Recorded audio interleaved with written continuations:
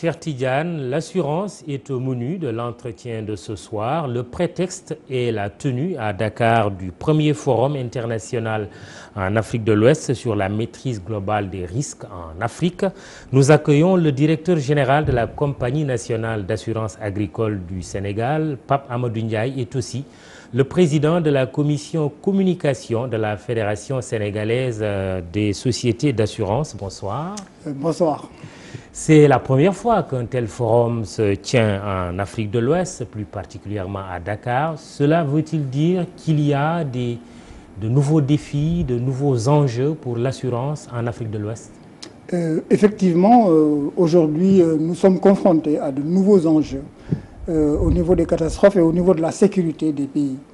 Et de nouveaux enjeux comme le terrorisme et ses conséquences, les attentats. Question délicate. Question extrêmement délicate, mais également la malveillance, également l'intelligence économique, ce sont la cybercriminalité, ce sont de nouvelles attaques, en tout cas de nouveaux défis qui interpellent les Africains de plus en plus et qui interpellent au-delà de ça également les assureurs, dont le rôle, la mission est également de couvrir les conséquences pécuniaires de ces risques, de ces catastrophes. Parce que quand il y a attentat, c'est vrai qu'il faut faire de la prévention, mais à la sortie, il faut payer, il faut indemniser. Les États n'ont pas toujours les moyens de mettre en place des systèmes de fonds, peut-être au niveau des pays développés, oui, mais en Afrique, nous n'avons pas suffisamment, en tout cas, de ressources budgétaires couvrant les immenses conséquences de l'ensemble de ces défis. Comment comptez-vous vous y prendre? Par les systèmes d'assurance, parce que les assurances prévoient la garantie des attentats, des terrorismes, mais des conséquences financières. Par exemple, si, à Dieu ne plaise, nous avons un attentat dans un pays africain de l'Ouest, avec des conséquences... Comme c'est déjà arrivé, hein? Ce n'est plus une vue de l'esprit. Ce n'est plus une vue de l'esprit. Oui.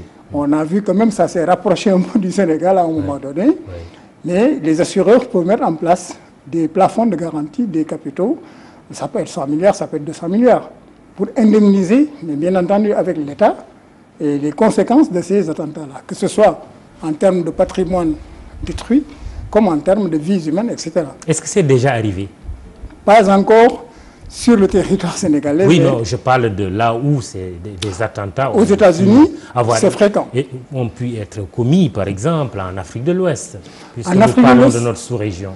Non, nous n'y sommes pas encore. C'est pourquoi, d'ailleurs, il est heureux que le gouvernement sénégalais ait pris conscience de ça et pris les devants pour inviter l'ensemble des partenaires qui sont assez spécialisés, effectivement, dans ce genre de risque et à mener la réflexion autour des moyens à mettre en œuvre. Parce qu'il y a cet aspect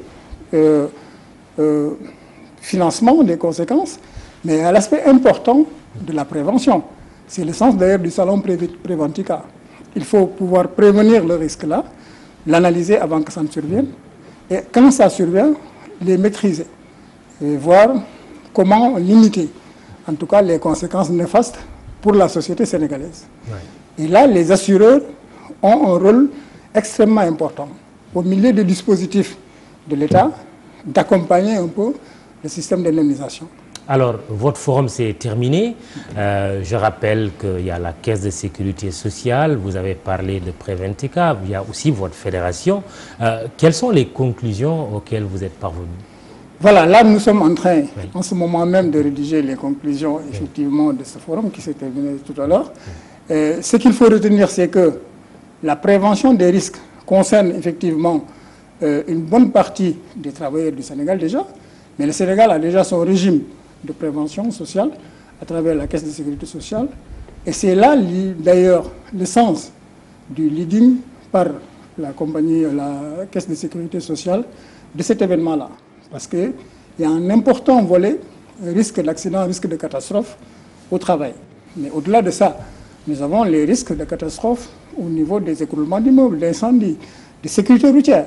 On a tous les jours des accidents de la circulation et les assureurs ont mis en place, les assureurs sénégalais, des instruments non seulement pour prévenir ça, nous avons au niveau de la fédération la nouvelle prévention routière qui s'occupe de ça, mais également toutes les compagnies d'assurance du Sénégal participent à financer les conséquences de ces catastrophes-là.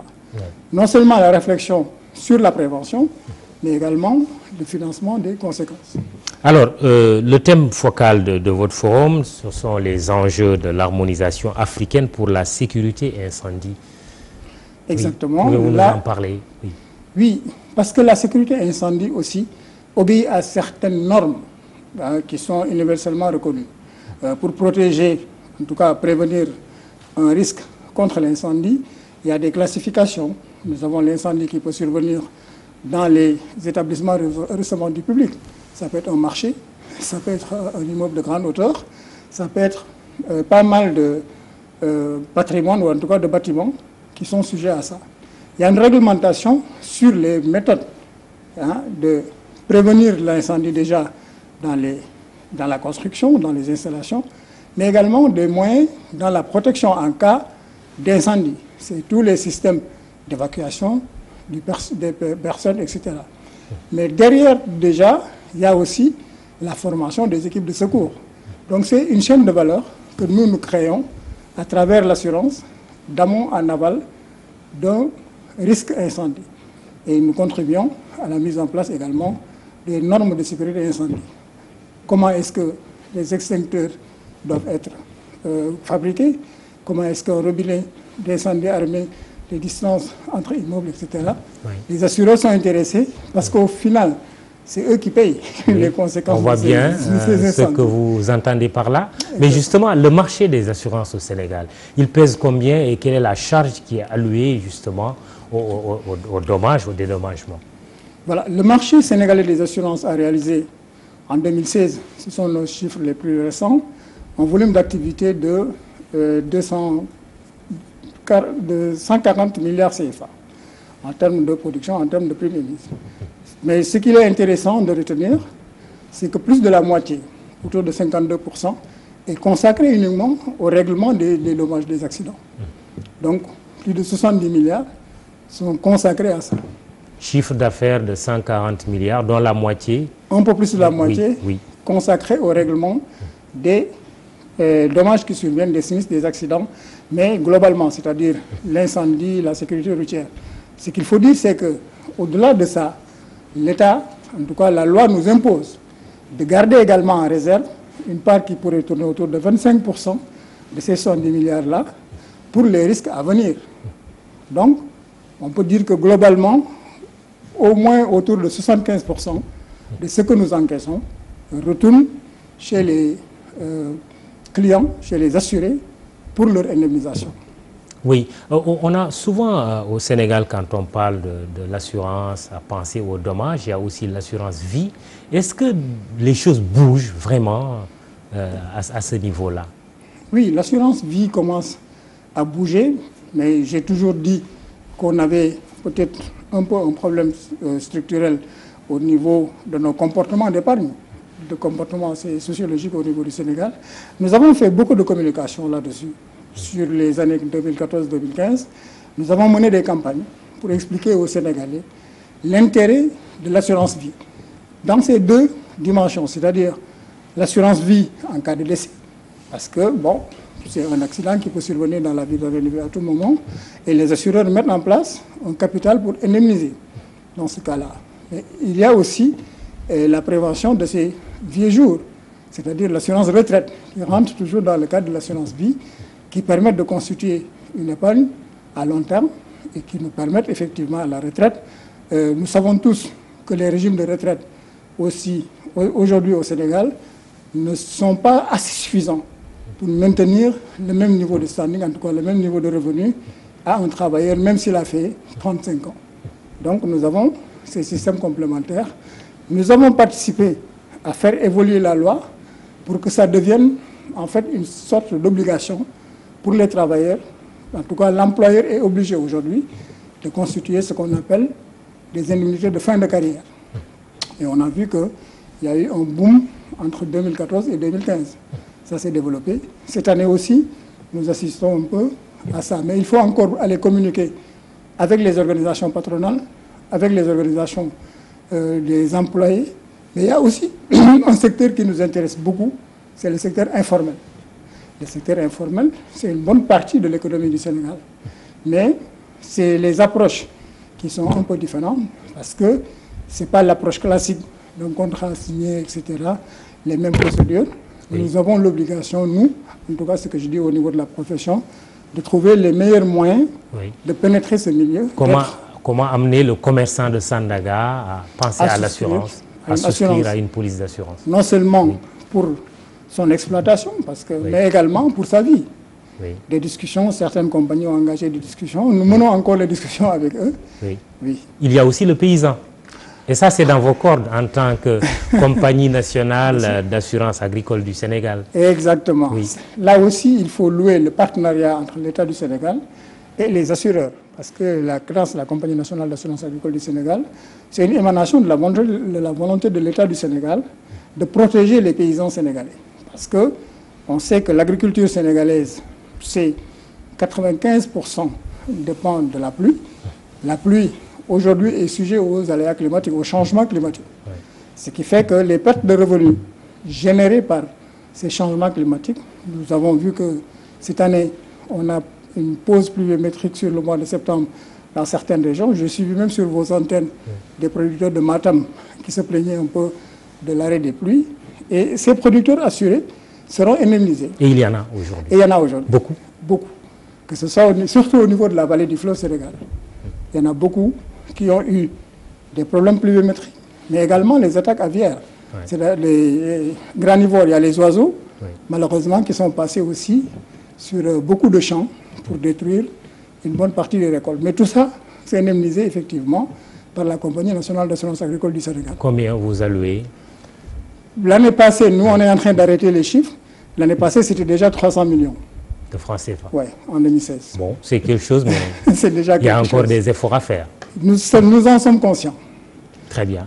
Alors, c'est le dernier sujet. On est quand même à l'heure du plan Sénégal émergent avec de grandes infrastructures. L'aéroport AIBD va se terminer, ou il va être inauguré très prochainement. Il a Touba, il y a même le train express régional. Bon, question, AIBD est-il assuré?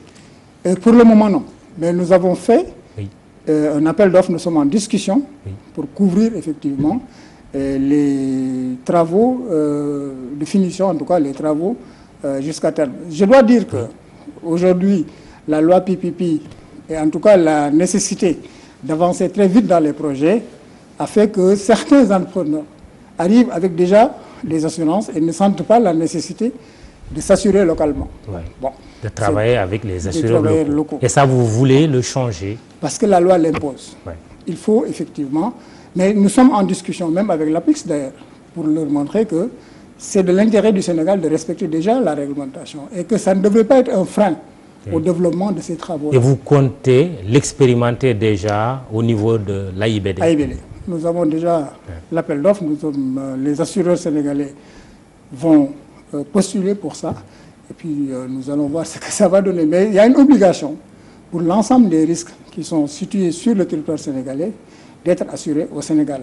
Bien entendu, il y a des dérogations possibles. C'est pour ça que je dis, dans les systèmes PPP, il y a des clauses qui permettent de déroger sous l'autorisation, bien sûr, de l'État du Sénégal. L'enjeu est que les assureurs nationaux ne soient pas laissés en rade. Ne soient pas, mais l'enjeu plus global pour nous, Mamoudou, c'est que nous avons bâti un nouveau plan stratégique. Nous allons d'ailleurs communiquer là-dessus avec le public sénégalais. Nous avons réorienté la stratégie de la fédération pour caler sur l'horizon PSE, sur d'ailleurs la deuxième étape du plan d'action prioritaire, parce que le premier plan expire en 2018.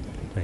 Donc nous sommes sur le même horizon et nous voulons caler l'ensemble de nos activités sur la structuration, sur les composantes du PSE, notamment l'axe 1, l'axe 2, et les assureurs entendent non seulement faire valoir, les assureurs du Sénégal entendent non seulement faire valoir leurs compétences et leurs capacités à sécuriser l'ensemble des investissements, mais également à accompagner l'État du Sénégal dans le financement, parce que nous sommes des investisseurs institutionnels. En un mot, une assurance émergente. Une assurance émergente qui assume fièrement sa responsabilité sociétale d'entreprise. Très bien, merci. Pape Amadou Ndiaye, vous êtes le directeur général de la Compagnie nationale d'assurance agricole. Vous êtes aussi le président de la commission communication de la Fédération sénégalaise des sociétés d'assurance. Je rappelle ce premier forum international en Afrique de l'Ouest sur la maîtrise globale des risques en Afrique qui se tient à Dakar ou qui vient de se tenir à Dakar. Merci de nous avoir regardés ce soir. Rendez-vous vendredi, Inch'Allah. Excellente soirée.